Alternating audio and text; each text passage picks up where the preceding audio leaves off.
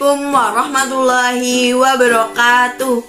Perkenalkan, nama saya Ana Febrianti dari kelas 12 RPL 2, nomor absen 23. Pada kesempatan kali ini, saya akan memenuhi tugas ujian sekolah maba sejarah, yaitu membuat video presentasi perkembangan ilmu pengetahuan dan teknologi pada era kemerdekaan. Di sini saya akan menjelaskan sejarah perkembangan komputer di Indonesia.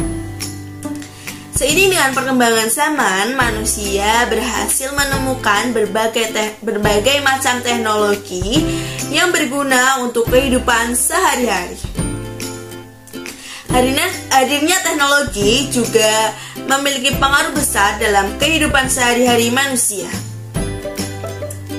Hampir dapat dipastikan setiap orang kini juga telah bergantung dengan teknologi.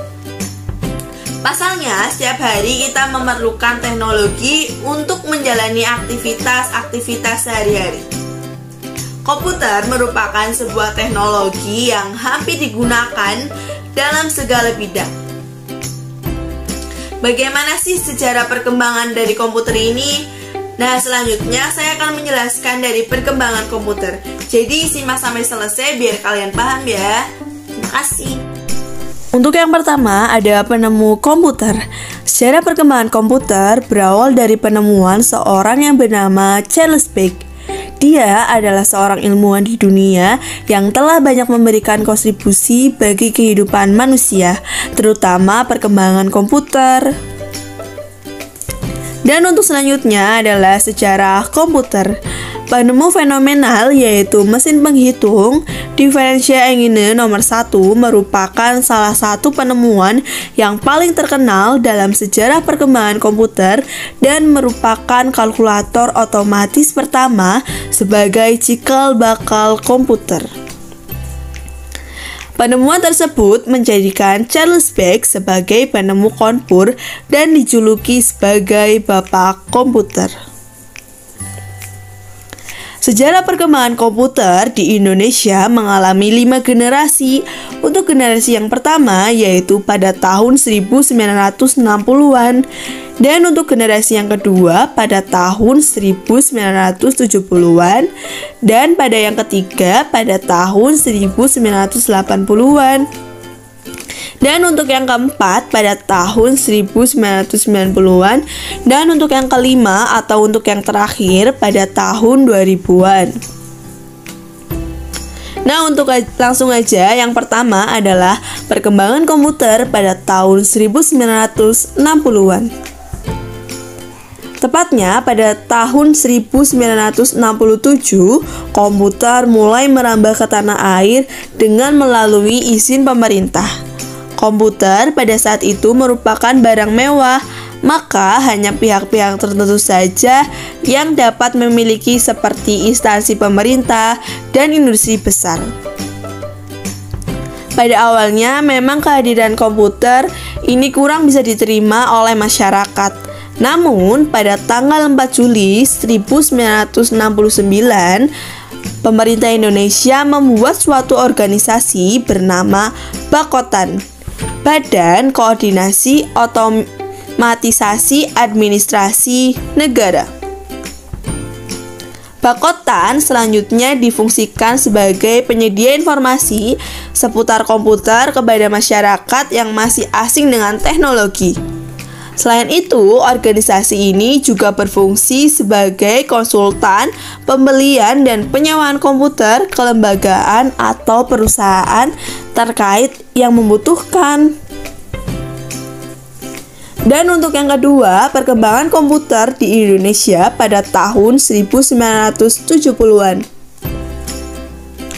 Memasuki era 70-an, komputer mulai merambah ke lembaga pendidikan, tepatnya pada tahun 1972.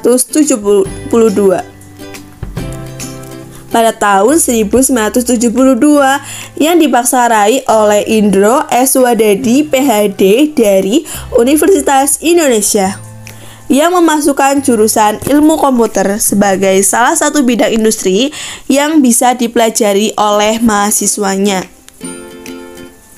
Guna mendukung hal ini, maka buatlah Puslikom. Pusat Ilmu Komputer UI, Universitas Indonesia. Untuk yang ketiga, perkembangan komputer pada tahun 1980-an. Pada era ini merupakan tahun yang penting bagi sejarah komputer di Indonesia. Melalui Southeast Asia Regional Computer Konversi tahun 1980 atau Konversi Komputer Regional Asia Tenggara 1980 yang dihadirkan oleh negara ASEAN mulai mendiskusikan perihal kerjasama dalam mengembangkan komputer. Selain itu, dalam konversi ini, pemerintah Indonesia juga mengadakan suatu pameran teknologi yang memamerkan berbagai perangkat komputer yang ada di Indonesia.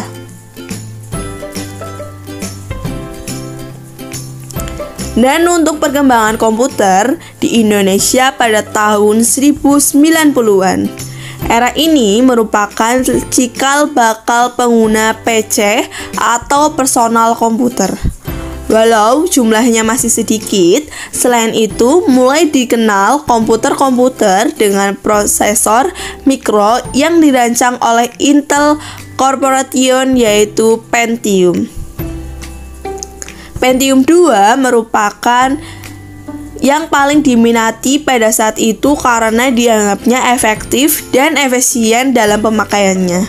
Mulai masuknya internet di tahun ini juga mempengaruhi perkembangan pesat komputer di Indonesia. Perkembangan komputer di Indonesia pada tahun 2000-an. Pada tahun ini merupakan tahunnya Pentium 3. Komputer ini sudah dilengkapi dengan CPU yang memakai memori RAM sejenis SDRAM yang spesifikasinya 64 MB hingga 256 MB dengan kecepatan antara 800 MHz hingga 1300 MHz.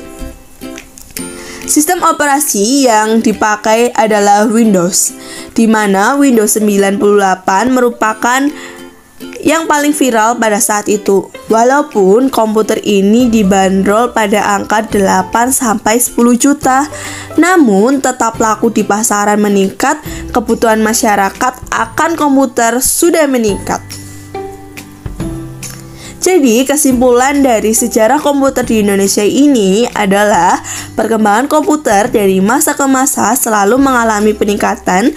Pada awalnya komputer bukanlah alat yang diciptakan untuk berbagai kegunaan seperti yang kita amati pada zaman sekarang.